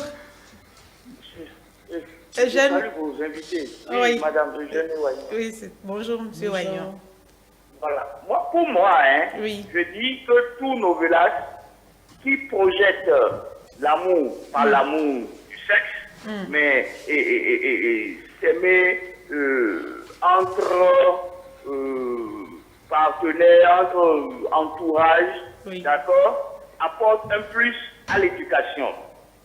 Et je prendrai le risque de dire que l'État a démissionné dans son rôle de surveillant dans l'éthique du comportement de ses administrés. Parce que, allez vous renseigner, au temps fort de la Révolution, une structure du Mison, d'accord, censurait tous les films qui venaient au Dahomey. Alors, je me demande, que fait alors cet État-là qui, au-delà aurait aussi, dans ses actes, pensé à censurer ces films-là? Puisque c'est très facile de demander à la structure toute puissante Canal de mettre hors d'état telle chaîne ou telle autre structure. Au même moment, on demanderait, on exigerait de Canal, d'accord, d'éviter de projeter ce genre de films, je dirais, nuisibles, c'est le mot même, nuisibles à l'éducation de nos enfants. On ne va pas quand même être obligé d'être surveillant chaque fois devant nos postes téléviseurs, non? C'est demander aux parents de ne plus rien faire, selon vous? Non, écoutez, ou alors, si vous voyez la chose ainsi, bon, plus de télévision pour les enfants. Non, mais écoutez, que les parents s'asseyent pour enseigner encore ça aux enfants, pour moi, c'est les fatiguer parce qu'ils ne peuvent pas aller chercher de l'argent, revenir s'asseoir et faire tout ça. Non, les parents n'ont pas démissionné. Non, ne voyez pas la chose ainsi. D'accord. Il revient à l'État de s'entendre avec la structure puissante qui fait la diffusion de ces films, de nous proposer autre chose que ça. Mais vous ne connaissez pas le feuilleton Marima? Vous avez vu des scènes de débauche? Vous voulez encore notre film, les roses du blé? Vous avez vu des scènes de débauche? Et quand on parle même de novelas, allez au-delà de novelas, il y a de ces films-là, non soupçonnés, qui vous projette et vous êtes surpris comme ça là, de voir ces bêtises. Oh, écoutez, bon, encore, bonne journée. Merci beaucoup à vous pour votre contribution à ce débat. Vous étiez en train de mettre l'accent sur la responsabilité de l'État dans la censure des programmes qui passent à la télévision, Émeric. Moi, je dirais que cette affaire de télénovela, c'est véritablement un couteau à double tranchant. Vous savez, il faut qu'on relativise les choses. C'est vrai qu'on a dit on a parlé des conséquences positives tout à l'heure de ça, mais c'est vrai qu'aujourd'hui, quand on parle de télénovelas, c'est vrai comme l'on dit des téléspectateurs dans la question du jour, oui, c'est des réalités qui sont miroitées, qui ne sont pas forcément adaptées à nos réalités d'ici. Mais je crois qu'il faut aussi souligner que l'abus en toute chose nuit. Quand vous suivez quelque chose et que, bon, vous n'arrivez pas à faire la part des choses, à distinguer le bon grain de l'ivraie, tout de suite, vous pouvez aller dans le dérive. C'est vrai que dans la dérive, pardon. C'est vrai qu'il y a beaucoup de messages très édifiants que véhiculent certains feuilletons, mais à côté de ça, il y a aussi aujourd'hui nos enfants qui sont très accros aux télévisions. Donc aujourd'hui, vous voyez un enfant de 5 ans qui a quand même la possibilité de mettre en marche une télévision, et peut-être en l'absence des parents aujourd'hui, vous voyez, la majeure partie des parents n'ont plus la disponibilité qu'il faut pour rester à la maison toute la journée. Il y a des parents qui vont le matin, qui reviennent le soir. Tout ce que les enfants font, ils ne savent pas au cours de la journée. Donc les enfants qui sont à la maison ou qui peut-être reviennent des cours et qui mettent la télévision en marche sont accrochés à tout ce qu'on leur présente comme feuilleton. Donc, ils suivent, mais peu arrivent quand même à faire le distinguo, à faire la part des choses. Et il faut quand même qu'on revienne sur l'aspect éducatif de cette télévision-là. Aujourd'hui, combien de parents ont cette facilité à communiquer avec les enfants autour d'un feuilleton? C'est très peu. Pourtant, les enfants c'est vrai que même si on interdit le téléphone portable, la télévision aux enfants, il y a certains parents qui refusent que les enfants mettent en marche la télévision. Mais il y a quand même aujourd'hui le portable, les Android, on va sur Internet et puis c'est même encore plus rapide que ce que nous offrent les télévisions aujourd'hui. Vous l'avez en quelques minutes. Donc, vous voyez, il faut quand même que la responsabilité des parents soit quand même mise en évidence dans tout ce que nous faisons aujourd'hui. Les parents ont un très grand rôle à jouer. Les télénovelas ont cet impact négatif, mais il faut quand même que l'éducation des enfants soit revue pour que ces impacts soient amoindris. Voilà. Sandra, on a parlé de la responsabilité des parents. Vous avez eu des adolescents, des adolescentes qui ont suivi la télévision. Est-ce que vous étiez disponible pour parler de... Parce qu'il n'y a pas que le sexe dans les télénovelas, il y a la façon en tant que femme, la façon de se comporter, vous avez parlé de séduction, comment rester dans son foyer... Tout ça. Le leadership. Oui, au fait, en parlant de l'amour, séduction et sexualité, c'est les intrigues que les producteurs essaient de mettre dans leur scénario pour pouvoir attirer le monde. Mais, sincèrement, comme il a dit, effectivement, les télénovelas c'est un couteau à double tranchant. Mais tout ce qui se passe dedans, c'est la réalité. La réalité d'un autre pays. C'est la réalité d'un autre pays, mais qui peut être réellement adaptée à notre réalité d'ici. Et c'est ce que les gens ne comprennent pas, parce que pendant des années, moi, j'ai milité dans des associations de défense des droits de l'homme, et on a appris des choses vraiment pas possibles, des choses que je ne peux jamais imaginer que ça se passe ici au Bénin. Absolument. D'accord? Donc, tous ces comportements, tous ces faits de société, comme l'a souligné le monsieur qui vient de passer en disant que dans des institutions, il y a de ces relations qu'on ne peut pas tolérer et tout, ce sont des choses qui se passent encore chez nous. Seulement que comment est-ce qu'on peut arriver à faire de ces films des instruments d'éducation populaire? Et c'est ça qui est important. Et là, nous allons interpeller peut-être les associations qui sont en train de travailler déjà dans ce cas, de toujours faire peut-être des projections, débats en présentant cette telenovela comme exemple pour pouvoir débattre autour de cela, parce que c'est des faits qui ne sont pas totalement différents à ce que nous vivons dans notre pays, mais on peut s'en servir pour pouvoir éduquer. Moi, par contre, quand je suivais ces films, c'est vrai que la disponibilité, je l'avais, mais je ne l'avais pas tout le temps. D'accord? Donc, je permets à mes enfants, ou bien je leur exige pratiquement, de pouvoir me raconter tous les films qu'ils ont eu à suivre. Donc, quand je rentre à la maison, même si je suis fatiguée, je dois être éveillée pour écouter, parce que dans ce que l'enfant te raconte, tu sais déjà ce qu'il a perçu. Absolument. Ce que moi, en ce moment, j'avais 2 filles. Je n'avais pas encore ma 3e au moment où moi je regardais. Donc, du coup, ce que l'aîné me raconte, c'est pas la même chose que ce que la cadette dit.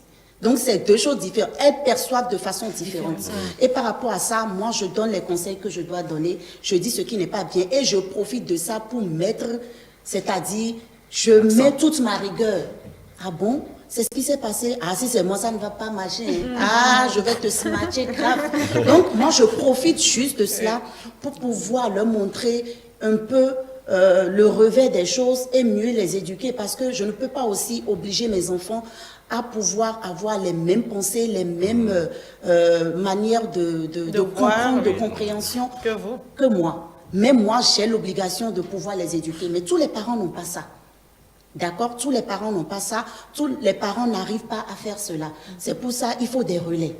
Il faut des relais et qui pour leur permettre au fait de pouvoir, par exemple, moi, quand j'amène mes enfants dans le temps chez ma mère, elle a l'habitude de regarder des films.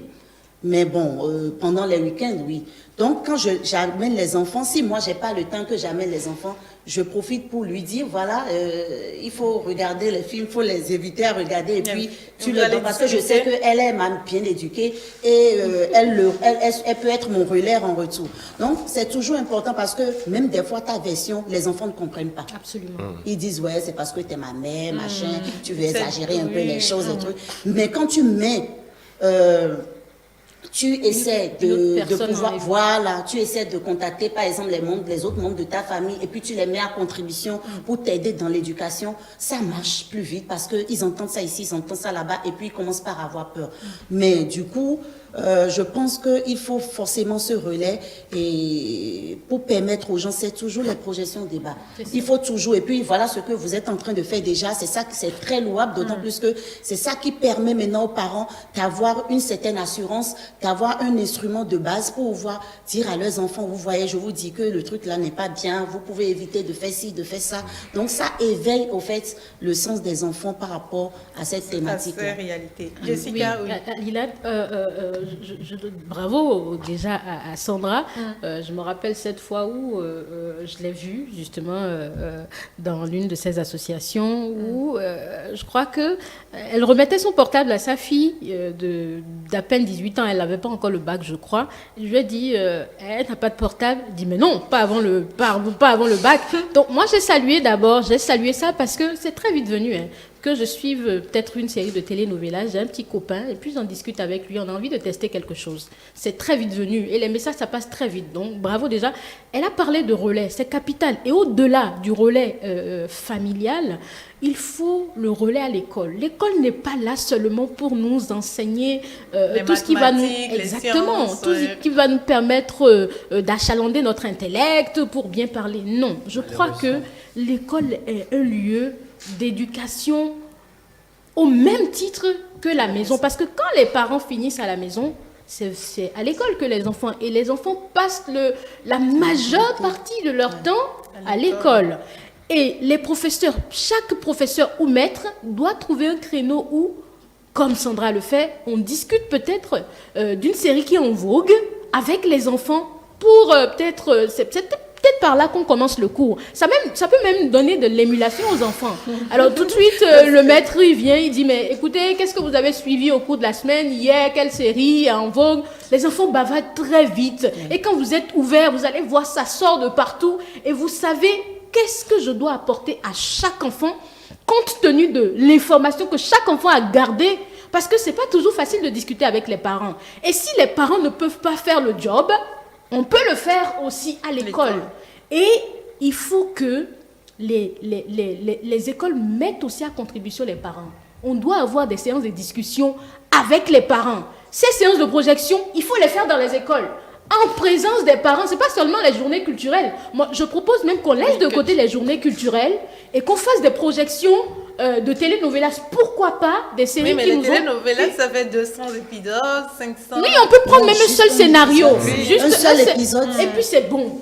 Et les parents sont là. On exige que les parents soient à l'école. Parce que lorsque il y a le système où vous envoyez une lettre et on dit vous êtes ici vous êtes invité oui. à l'école. Vous venez à l'école et avec les enfants. C'est vrai que c'est difficile quand les parents sont là que les enfants, mais il faut ouvrir le débat. Oui. C'est important d'ouvrir le débat. Oui. Donc je crois que l'école aussi peut être utile. Coach, oui, vous Oui. étiez en train Oui, de manifester. oui. Bon, pour abonder dans le même sens Que Jessica. Il faut que les parents que nous sommes, il y a certaines personnes qui doivent faire la différence, qui n'arrivent toujours pas à faire la différence entre l'instruction et l'éducation.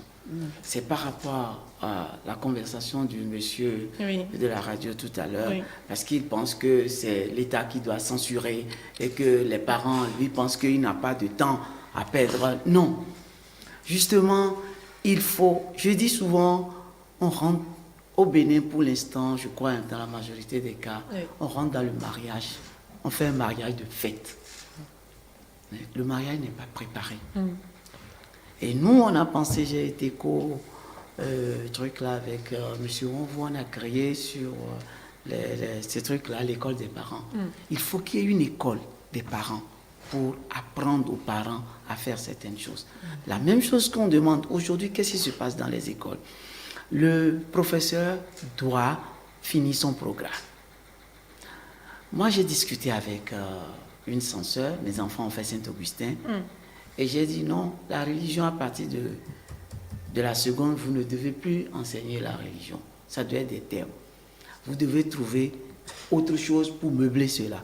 Mais elle m'a dit non, il y a les conseillers pédagogiques, on a des heures, on a des... Non, il faut repenser autrement l'école. Il faut qu'on rediscute pour dire non, nous voulons ceci pour nos enfants. Absolument. Voilà, et proposer. L'école, pas pour une nouvelle réalité, c'est un contrat. Le contrat qui nous lie, c'est que nous, on met les enfants. Gagnant-gagnant, partenariat. C'est gagnant-gagnant. On paie quelque chose, vous donnez quelque chose. Mais il faut que ça soit équitable. Ce que nous voulons, il faut que ça soit fait. Oui, nous allons redonner la parole à Jessica parce que je vais la libérer d'un instant à l'autre. Jessica, les telenovelas, quel apport à l'éducation?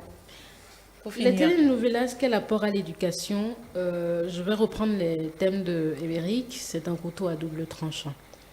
Et je crois qu'il est indispensable que les enfants connaissent les réalités d'ailleurs pour pouvoir, si ce n'est pas l'adapter, prendre ce qui est bon.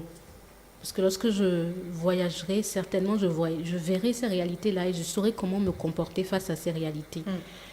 Et en termes d'éducation, je crois qu'il est très important. Il ne faut pas qu'on se leurre. Les parents n'ont plus le temps aujourd'hui. On est venu, on doit préparer, papa est fatigué, tout ça, on n'a pas forcément le temps de discuter avec les enfants. Mais ce temps-là, parce que il faut une programmation claire. Et vous savez que vous avez 30 minutes peut-être à accorder à vos enfants, comme le fait Sandra, c'est un très bel exemple, qu'il faut mettre en exergue. Je reviens à la maison, je suis fatiguée, peu importe la fatigue. Qu'est-ce que vous avez suivi aujourd'hui? Est-ce qu'il ne faut pas saisir la télécommande d'ailleurs? Interdire de suivre... Non, attendez, saisir la télécommande, ça ne règle rien. Moi, je connais une famille où la télécommande n'est jamais disponible. Les parents ne sont pas là, mais les enfants trouvent toujours le moyen d'allumer la télévision. Derrière les parents, quand on entend le bruit de la voiture, tout le monde court, et puis c'est comme si on n'a jamais allumé. C'est pas ça. Ce n'est pas forcément ça. C'est vrai, c'est important de saisir la télévision. La télécommande, oui. C'est important de prendre la télé. Mais il faut faire confiance à nos enfants. Faisons confiance à nos enfants. C'est vrai qu'ils sont très têtus, hein. Mais vous devez connaître chaque enfant, ce que chaque enfant peut faire si vous n'êtes pas là. Et savoir dire, tu as pris la télécommande aujourd'hui. Si vous êtes ouvert avec votre enfant, maman, c'est vrai, j'ai pris la télécommande, je ne vais plus faire ça. Il faut trouver le moyen de les emmener à être responsables. Merci beaucoup, Jessica Gauthier. Vous êtes journaliste, spécialiste des questions de l'enfance. Merci d'avoir participé à cette discussion. Je vous raccompagne avec le mot du jour, feuilleton, qui nous sera expliqué par Fidèle Ronvaux, psychologue et enseignant.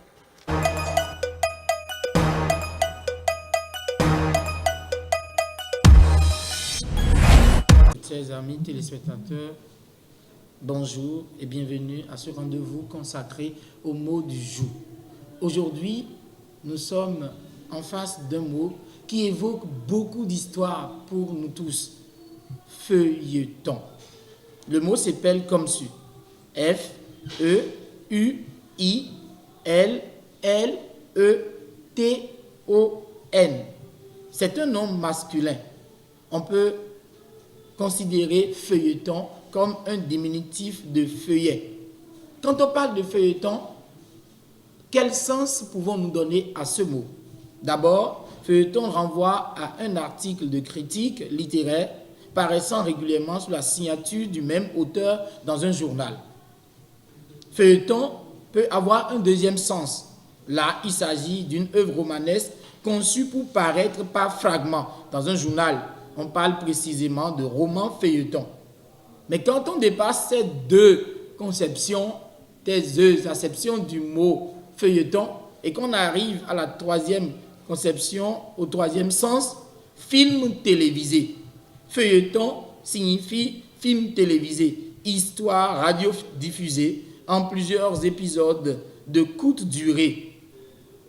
Feuilleton peut renvoyer également à une histoire pleine de rebondissements, une histoire souvent invraisemblable. Donc on peut dire, voici une vie en feuilleton. Il a une vie en feuilleton.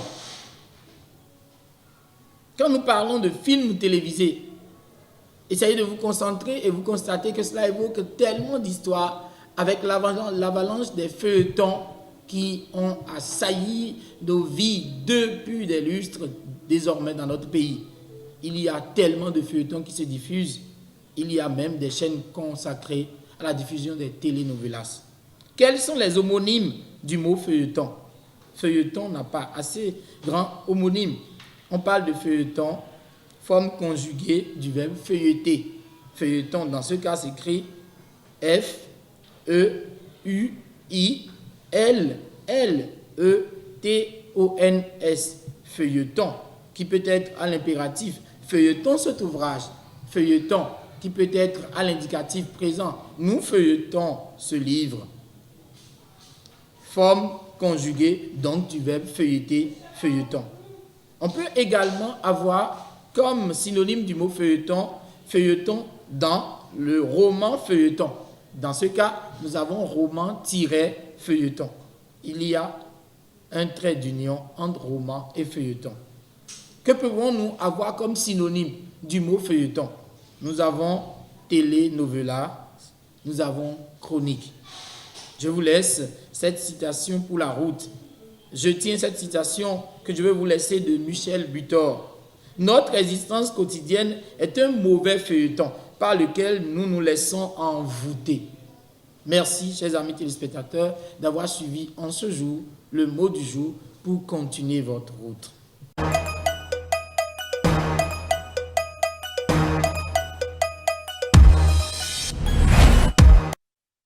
Merci également à vous, Fidèle Ronvaux, psychologue et enseignant pour le mot du jour. Nafissatou Hassani, bonjour. Bonjour Halilat.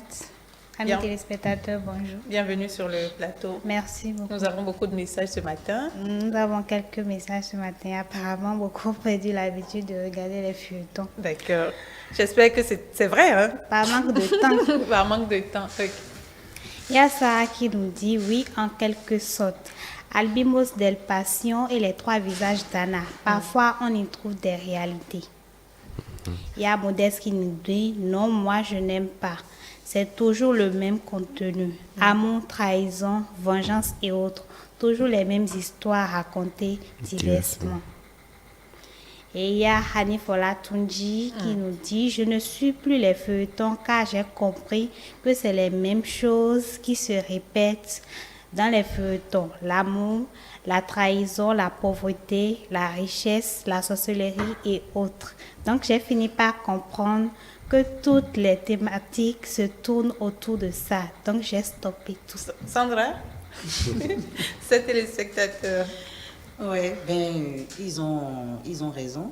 Ils ont raison. Ils ont donné leur point de vue par rapport à la chose. C'est comme je l'avais dit, qu'aujourd'hui, il n'y a plus vraiment trop de flux vers les telenovelas parce que, bon, c'est toujours un peu les mêmes vues, mais c'est toujours des histoires un peu différentes.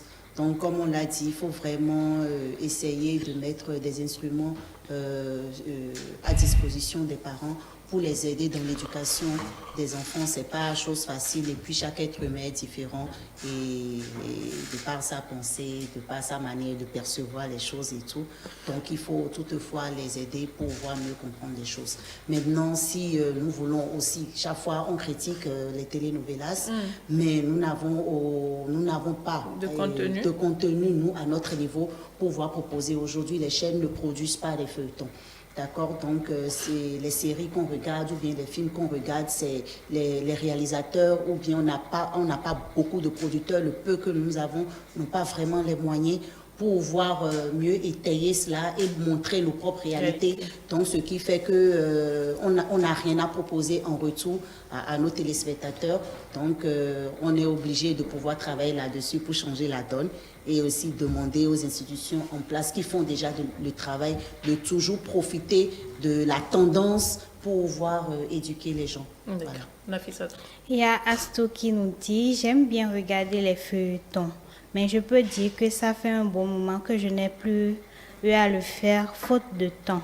Ce qui fait que même quand je tombe sur ça une fois en passant, je ne me dis plus trop, ça ne me dit plus trop de les regarder parce que j'ai déjà perdu le fil. Je regardais Amour éternel de vie entre justice et vengeance sur Novelas TV. Yanis qui nous dit la distance de ma vie, c'est la distraction de ma vie. C'est une sensation unique.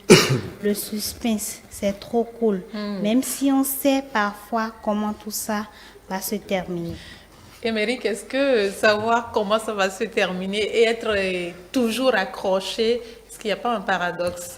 Un paradoxe, oui, mais bon, je crois que c'est tout. L'adrénaline. Oui, l'adrénaline, tout le secret des feuilletons, c'est toujours garder le suspense et ils le font tellement bien que quand vous suivez, vous avez toujours envie de suivre. Il y a même d'autres qui répètent les épisodes pour toujours suivre. Je crois que c'est tout ce qu'on a dit tout à l'heure, les telenovelas.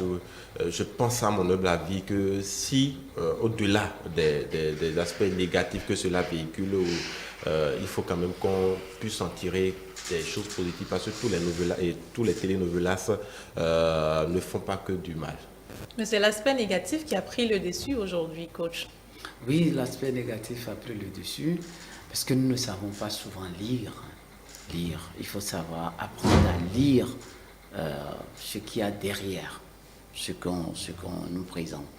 Donc, comme l'a dit tout à l'heure Madame Sandra Garo, oui. Sandra, il faut vraiment réinventer la telenovelas.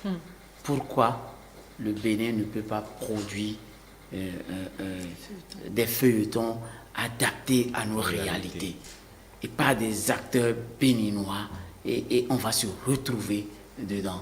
Et on saura que c'est notre identité. Moi, j'aurais vraiment souhaité cela et que cela soit beaucoup accentué parce qu'aujourd'hui, que l'on veuille ou pas, l'éducation a pris le pas. Le monde économique aujourd'hui, c'est vrai, tout est économique, mais il faut être instruit. Il faut être instruit pour participer à certaines choses. Donc, à travers ces feuilletons, on peut très bien faire l'éducation. Voilà ce que... Nafissatou, il y a un sourire que vous allez nous expliquer tout à l'heure en attendant. Nous allons poursuivre d'abord avec le message de Témos. J'aime pas les feuilletons, ils sont tous pareils. Deux personnes s'aiment au début, ensuite il y a des obstacles et à la fin, l'amour triomphe.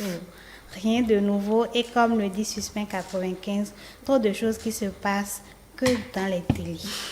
Tout ça, c'est dans la télé. On voit ça. Dans la réalité, ce n'est toujours pas ça, on l'a dit. Mais est-ce que notre environnement si notre environnement ne nous permet pas d'avoir, par exemple, des repères culturels, on ne peut que suivre ce qui vient d'ailleurs, Émeric. Oui, c'est pourquoi je dis parfois qu'il ne faut pas tout le temps incriminer les enfants, parce que quand vous avez des parents indisponibles, quand vous avez des parents qui n'ont d'œil qu'au boulot, que dans leurs activités quotidiennes, je crois que les enfants sont livrés à eux-mêmes et c'est ce que la télévision leur offre, qu'ils suivent. Je crois que quand un parent quitte la maison à 8 h, qu'il doit revenir à 20 h, quel temps il a de suivre son enfant? Donc, je dis à quelque part qu'il ne peut se prévaloir de sa propre turpitude. Quand vous avez un enfant qui, tout le temps, et ça agit sur les résultats de fin d'année parfois, où on commence par condamner l'enfant, alors que l'enfant a passé toute l'année à suivre les feuilletons et n'a pas forcément le temps d'apprendre ses leçons. Donc, je crois qu'à un moment donné, il faut quand même que nous, en tant que parents, que nous puissions accorder du temps à l'éducation de nos enfants. C'est très important aujourd'hui parce que les enfants que nous éduquons aujourd'hui sont des adultes que nous aurons demain. Et quand une éducation est faussée dès la base, je l'ai dit tout à l'heure, il y a des enfants de 3 à 4 ans qui sont capables de vous narrer toute une histoire d'un feuilleton. C'est d'abord l'intelligence. Nous, on n'a pas eu cette opportunité d'avoir une télévision en notre temps. Cette ouverture. Mais aujourd'hui, presque dans tous les ménages, il y a une télévision. Et les enfants suivent à leur aise. Donc, je crois qu'il faut que nous repensons l'éducation de nos enfants, que nous donnons de la disponibilité à nos enfants pour pouvoir les corriger ce qui ne va pas dès le bas, pour qu'ils ne grandissent pas avec. Cette histoire de disponibilité fait soupirer. Nafissatou, on va continuer. Nous allons continuer avec le dernier message. Aujourd'hui, les télénovelas ou encore les feuilletons procurent une influence grave dans la vie quotidienne de la jeunesse. Ces jeunes se croient dans ces phénomènes de télénovelas et réagissent comme ces acteurs de série dans la société. Ils commencent à provoquer des effets néfastes sur la jeunesse et compromettent leurs études. La jeunesse a tendance d'oublier qu'on vit en Afrique et particulièrement au Bénin. Le regard de cette télénovelas par la jeunesse et même par les enfants est inquiétant, car le programme a pris de l'influence sévère sur leur conscience. Ils se croient déjà dans ces vies illusoires et se comportent de la sorte dans la société. Je pense qu'il faut canaliser ce phénomène, sinon que ce que regarde la jeunesse aujourd'hui depuis le portable est pire que ce que nous observons dans les télénovelas. C'est-à-dire que le phénomène ou l'impact est à des degrés divers et que le téléphone a empiré la situation. Coach, c'est compliqué pour vous qui recevez, au-delà de votre expérience de parent, pour vous qui recevez des parents qui s'en plaignent, à quel moment est-ce qu'on s'en plaint vraiment? À l'adolescence? Et pourquoi on laisse ces enfants suivre ces télénovelas pour s'en plaindre à l'adolescence? Oui, à l'adolescence, parce que c'est à l'adolescence qu'apparaissent les caractères sexuels secondaires. La fille va se sentir fille, l'homme va se sentir homme. Donc, et il y a l'effet des hormones. Donc, c'est ça qui amène les parents à commencer donc à s'inquiéter. À dire, mais comment je vais faire? Ma fille dit ça, mon garçon dit ceci. Ou quelquefois, c'est le garçon qui va s'enfermer et ainsi de suite. Donc, par rapport à ça, je reviens encore. Si les gens disent qu'il n'y a pas le temps, c'est faux. Nous devons avoir le temps pour nos enfants. C'est obligatoire. Quelles que soient nos occupations, parce que l'enfant n'a pas demandé à naître. C'est ton plaisir qui est allé chercher l'enfant. Et le spermatozoïde a été volontaire, il est allé féconder l'ovule. C'est lui qui a couru pour rentrer là-bas. Donc, il est venu par volonté. Donc, comme l'enfant n'a pas demandé, nous devons faire en sorte pour que l'enfant ait une quiétude dans sa croissance. Donc, faire en sorte pour que... Mais c'est une méconnaissance, en fait. Comme je l'ai dit tantôt, Nous sommes parents de fait. Je reviens encore là-dessus. Il faut que ça change. Qu'on se prépare. La plupart du temps, c'est quoi? Je sors avec telle fille, au bout du chemin, il y a une grossesse, on s'entend, on fait... Bon, on ne se prépare pas vraiment. Bon, la preuve, c'est le jour du mariage que l'homme et la femme sont devant le maire et on lit le code. On dit, on va faire ci, on va faire ça. Quand on quitte la mairie, c'est fermé. Après, les problèmes surviennent.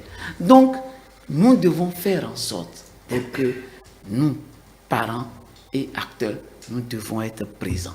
Trouver le temps nécessaire pour dire. Et tout ça, là, ça fait partie de l'organisation du temps. C'est parce qu'il y a beaucoup de choses derrière que nous ne faisons pas.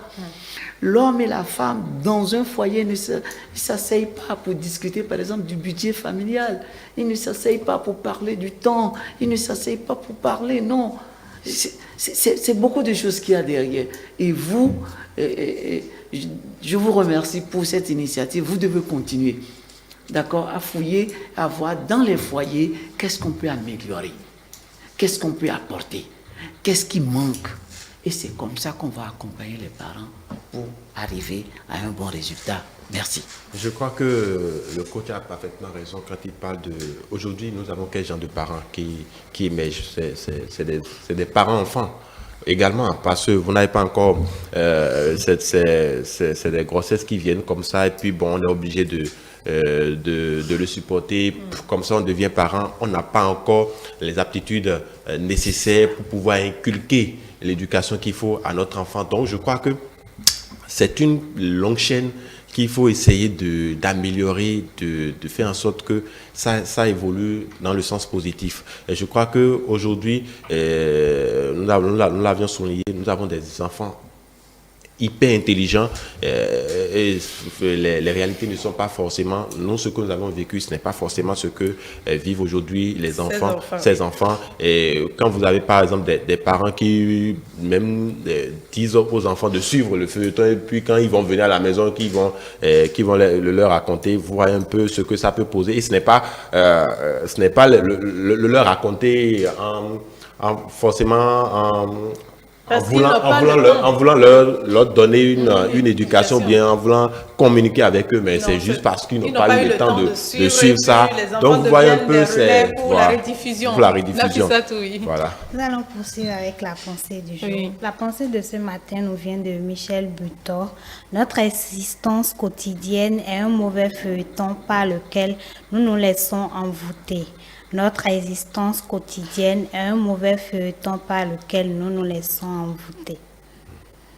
Émeric? Oui, je crois que ça relate tout ce que nous avons eu à dire tout à l'heure. Chacun de nous forgeons des images, des réalités qui ne sont peut-être pas adaptées à notre quotidien. Et nous passons toute notre vie à nous projeter, à penser que bon, avoir ci, avoir ça, c'est la meilleure vie, c'est la meilleure vie. Puis nous nous retrouvons dans des illusions qui ne sont pas peut-être mieux indiquées. Je crois que c'est à peu près ce que dit Sandra Diaro, qu'est-ce que vous avez compris de la citation? Bon, c'est une citation un peu philosophique, d'autant plus que en tant qu'être humain, tu fais face à autrui qui n'est pas forcément toi et qui n'a pas les mêmes pensées, les mêmes actions, et voilà, donc tu es au quotidien confronté à des réalités qui ne sont pas les tiennes. Donc ça devient carrément un feuilleton où tu vois beaucoup d'intrigues, tu vois beaucoup de coups bas, tu vois beaucoup de douleurs, d'obstacles qui se présentent dans ta vie.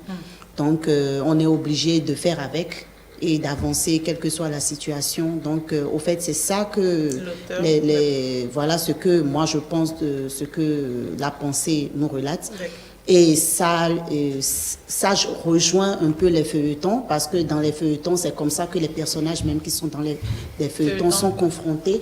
Donc, il y a beaucoup de choses. Et puis, dans les feuilletons, on nous démontre... Au fait, on parle des comportements pour amener tout un chacun à pouvoir peut-être être tolérant, donner plus d'amour, etc. Oui. Pour vous, coach, la citation? Oui, pour moi, Nos feuilletons de vie doivent être construits. D'accord. Nous devons construire, chacun doit construire le feuilleton qui lui ressemble. Un peu. Tout le temps, c'est vrai qu'il y a des hauts et des bas, il y a les intrigues, il y a tout dans la vie, on reçoit des coups, on donne des coups, mais cela ne doit pas nous empêcher de construire notre feuilleton, d'espérer et de chercher le meilleur. C'est ce que je comprends. Merci Sato. D'accord. Michel Butor est un poète, romancier, enseignant, essayiste, critique d'art et traducteur français, né le 14 septembre 1926 et mort le 24 août 2016. Il est célèbre pour son roman La Modification, paru en 1957, ouvrage majeur de nouveaux romans pour la part plutôt de son œuvre consacrée au livre d'art et pour ses travaux universitaires sur la littérature. D'accord. Quelle est la prochaine étape? L'histoire. Les telenovelas sont nées à Cuba dans les années 40. Elles étaient diffusées à la radio et s'appelaient radionovelas. La première radionovela se serait appelée El Derecho de Narcé en 1968. Elle a ensuite été adaptée en film au mexicain en 1951, puis en série en 1952 à Cuba. L'histoire de cette première novella était celle d'une femme abandonnée enceinte allant voir un médecin pour avorter et celui-ci essayant de la convaincre de ne pas le faire. La première diffusée à la télé serait Sua Vida Mi Patins, produite au Brésil fin 1951, début 1952 par TV Tupi. Elle faisait 25 épisodes et était diffusée 3 fois par semaine. Ça a une durée de 20 minutes. On a attribué la paternité des novellas aux Mexicains, mais la première était mexicaine, n'aurait été diffusée en 1958. Sandra Poidia durait 30 minutes et comptait 30 épisodes. Elle racontait l'histoire d'une jeune fille de province venant de la capitale et débutant une liaison avec un homme marié. À l'époque, l'accueil de la telenovela a été mauvaise, au point que l'actrice qui jouait la méchante et héroïne principale recevait des œufs et des tomates. La production avait même dû engager un garde pour la protéger. L'actrice n'a plus joué d'antagoniste ensuite. La particularité des novelas à cette époque était qu'elles étaient courtes entre 20 et 30 épisodes et dépassaient rarement les 20 minutes jusqu'aux années 90. Seul le Brésil diffusait des épisodes plus longs, 45 minutes. Dans les années 90, la longueur des épisodes et leur nombre a augmenté de manière conséquente. Aujourd'hui, il est rare de trouver une novella faisant moins de 100 épisodes et quand c'est le cas, ce sont souvent des narconovelas qui forment un style particulier pouvant être considérés comme des séries. Merci Nafissatou pour cette histoire qui nous replonge dans comment est-ce que les novellas sont apparues et quelle a été l'étape qui a suivi. Est-ce que tout est rose dans la vie? Est-ce qu'on tombe toujours sur le prince? Est-ce que la pauvre fille tombe toujours sur l'homme riche ou l'homme pauvre tombe toujours sur la fille riche? Sandra. Non, mais parfois ça arrive. D'accord, parfois ça arrive. C'est pas la pauvreté n'est pas que matérielle. Il y a la pauvreté mentale. Donc, si on va essayer de décortiquer un peu les choses, et puis comme on le dit même, par exemple, à l'église, quand tu es chez le maire, on dit toujours, vous êtes ensemble pour le meilleur et pour le pire. Oui. Donc, c'est pour dire que c'est des réalités, c'est des choses qui arrivent. Il y a des femmes, par exemple, moi je connais une femme qui a une histoire vraiment extraordinaire, qui vendait des ablos. des beignets de maïs qu'on fait là. Elle vendait du hablo. Et elle est tombée comme ça, elle a rencontré quelqu'un comme ça qui est tombé amoureux d'elle, qui avait l'habitude d'acheter parce qu'il était rentré au pays. Donc, il a acheté et puis là, il est tombé fond d'elle. Et puis, il a dragué. Et après, il l'a aidé à pouvoir devenir une femme, une entrepreneur vraiment très émergente. Et c'est une histoire vraie. Donc, c'est pour dire que c'est des choses qui arrivent. D'accord. Nafissa, des notes d'humour? Il y a deux voisins qui sont en train de marcher, mais qu'est-ce que le voisin et sa femme là ont? Et le second répond, ils se bagarrent comme ça à cause de la télécommande. Comme il y a un match de football, puis feuilleton à la même heure. C'est pour caricaturer ce qui se passe dans nos maisons. Il y a la voisine qui vient à la porte et dit « Voisin, pardon, je vais regarder feuilleton là chez toi. » Ils ont déjà commencé. Et après, le voisin sort et vient voir le mari de la voisine. « Waouh, toi et ta femme, vous me cherchez pas là. Sérieux, mais si ça continue comme ça, je vais te faire taper d'eau. Sérieux, donc il faut vite acheter une télé. » Il est fatigué. De la Parce demande. que quand même la dame vient, elle ne s'habille pas convenablement. Ah, d'accord. C'est pour vous montrer encore. Ah oui, Ça va, oui. Jalousie. Il y a un mari qui dit à sa femme, toujours tu regardes la télévision, voilà, à cause de toi, on a coupé le courant dans tout le pays. C'est la solution pour qu'elle arrête de qu'elle arrête regarder. de regarder. Nafisatou, vous, c'est quoi l'histoire avec les feuilletons? Bon, maintenant, par manque de temps, je ne Sinon? regarde plus. Avant, j'étais vraiment accro. Je regardais, je ne ratais pas. Quand je ratais ça, je faisais tout pour suivre la rediffusion. Mais aujourd'hui, même avec nos téléphones, si vous ratez, vous pouvez rapidement taper l'épisode que vous avez raté et vous regardez ça. Actuellement, même il y a un qu'on diffuse sur notre chaîne de télévision, là, les 3 visages d'Anna, c'est vraiment intéressant. Donc, quand j'ai le temps, je fais tout mon possible pour regarder. Même s'ils vont me dire que c'est toujours amour, histoire ou bien vengeance, moi, je trouve toujours qu'il y a une petite différence. On ne fait pas exactement les mêmes choses et il y a toujours une leçon qu'on retient. C'est pas seulement pour les amoureux, parce qu'il y a toujours une part, c'est pas les mêmes acteurs, c'est pas la même chose. Donc, tous ceux qui disent non, ça finit comme ça, moi, je ne suis pas d'avis avec eux. Merci Nafisatou. Très rapidement, un dernier tour de table. Franck Tomero, coach, pour finir. Pour finir, Oui. je vais dire merci. Merci à iTélé de nous avoir invités à participer à ce débat. Et j'espère que les parents qui nous ont écoutés ou qui nous ont suivis ce matin pourront tirer quelque chose de cet entretien et refaire quand même la famille. Parce que ce qui est important, on dit, une nation, avant d'avoir la nation, il faut la famille. D'accord. Si les familles se portent bien, c'est que la nation va bien se porter. Donc nous devons tous œuvrer pour qu'au sein de nos familles, qu'il y ait la paix. Qu'il y ait la paix et qu'il y ait la compréhension et qu'ensemble on se donne la main pour éduquer nos enfants. Et cela passe par le dialogue. Merci, coach Sandra. Oui, bon, moi aussi, je tiens vraiment à vous remercier parce que c'est une opportunité pour pouvoir permettre aux gens de comprendre un peu l'impact que ces télénovelas ont sur la population.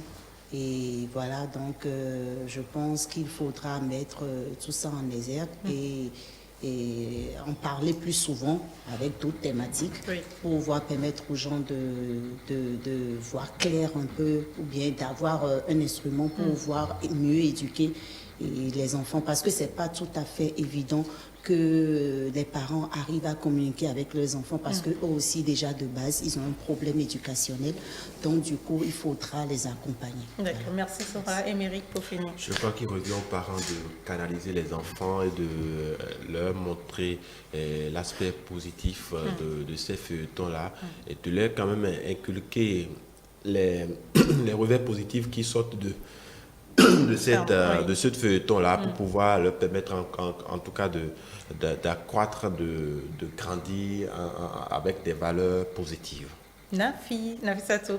D'accord, il ne faut pas souvent voir le mauvais côté des choses parce que ces feuilletons-là n'apportent pas seulement un mauvais truc aux enfants. Il y a toujours des leçons qu'on tire de cela et les enfants aussi, par ces feuilletons-là, ils apprennent de nouveaux mots, ils parlent mieux le français également. Donc, dire que nous devons rayer ces feuilletons-là de la vie des enfants, je ne pense pas que ce soit possible parce que à part les mauvais côtés qu'on soulève, il y a d'autres côtés positifs qui permettent à l'enfant d'être éveillé, d'être plus intelligent. Merci à tous, Nafissatou Hassani, et Sandra Adjaro, actrice de cinéma, Franck Tomero, coach de la vie, Jessica Gauthier, journaliste spécialiste des questions de l'enfance, Dr Amel Oga, sociologue, qui nous a appelé également sur ce plateau pour donner son avis, et Émeric Okupeli. Merci à tous d'avoir participé à cette discussion. On retient que les telenovelas n'ont pas que des influences négatives sur la vie des enfants. Tous les enfants ne peuvent pas suivre des telenovelas, nous sommes d'accord, il faut un âge adapté et il faut également l'accompagnement des parents à chaque séquence, chaque épisode, discuter, notre responsabilité est engagée. Merci de nous avoir suivis, restez en compagnie de ETélé.